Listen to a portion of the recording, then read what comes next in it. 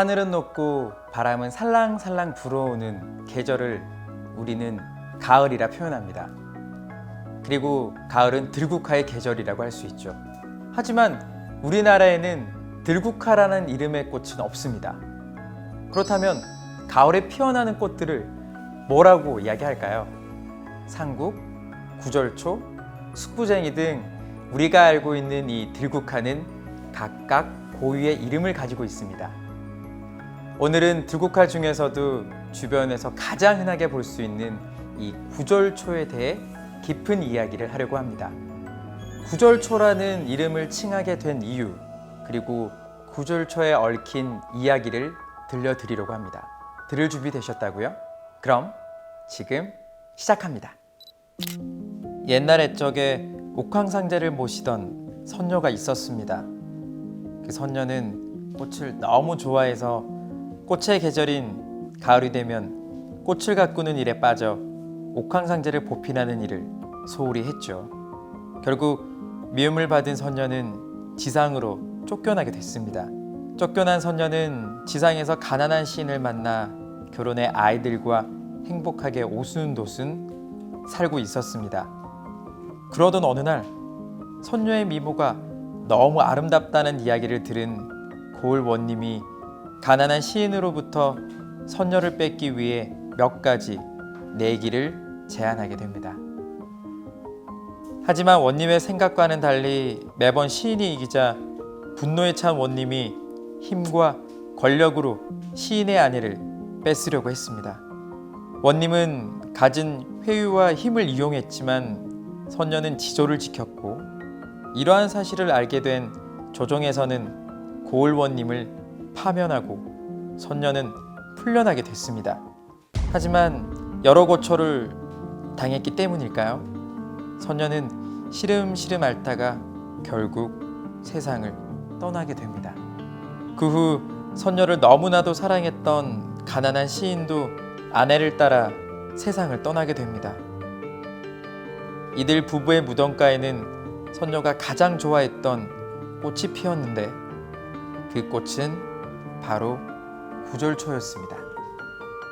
선녀의 사랑으로 피어난 구절초는 선녀가 하늘나라로 간 음력 9월 9일이 되면 특별한 힘을 가지게 됐습니다. 그 힘은 바로 선녀처럼 구절초를 애지중지하면 하늘에서 감동해 아이를 내려다주는 그런 힘이었죠. 선녀가 살던 마을에 시집을 간 한 여인이 있었습니다. 여인은 시간이 지나도 아이를 갖지 못해 온갖 방법을 다 동원했죠. 하지만 그러한 노력에도 불구하고 번번이 실패로 돌아갔습니다. 아이가 생기지 않자 많은 실망감과 근심으로 가득 찬 그때 어느 스님이 찾아와 선녀의 무덤을 알려주며 거기서 치성을 들어보라고 권했습니다.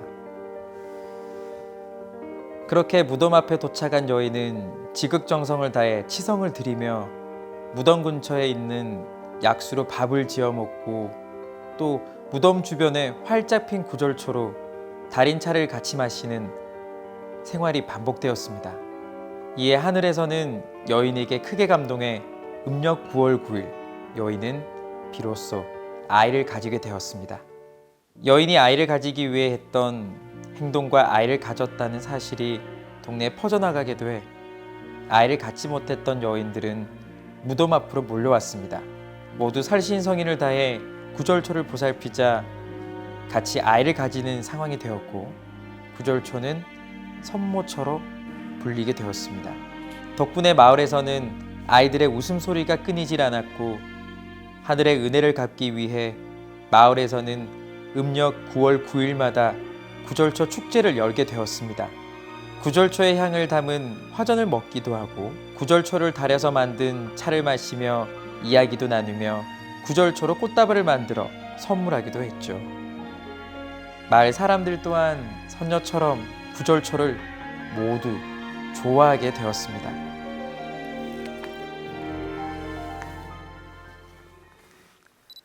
오늘의 꽃 이야기 잘 들으셨나요?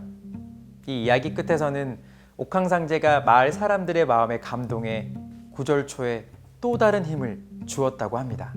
바로 아무런 향이 없던 구절초 자체에서 향이 나게 되고, 또 이 향은 세균 번식 억제 기능이 있어 책갈피로 만들면 책이 좀 쓸지 않고, 또 한지에 싸서 옷장에 넣어두면 옷이 상하지 않게 되었죠. 또한 햇빛에 말려 베개 속을 만들기도 했고, 구절초를 약으로 달여 먹으면 머리를 가뿐하게 해줬습니다. 이런 이유로 구절초는 전국에서 쉽게 찾아볼 수 있고, 또 식물원에서도 흔하게 볼 수 있는 꽃이 되었습니다. 당연히 이곳 국립백두대간 수목원 가을 전시원에서도 구절초를 보실 수 있다고 합니다.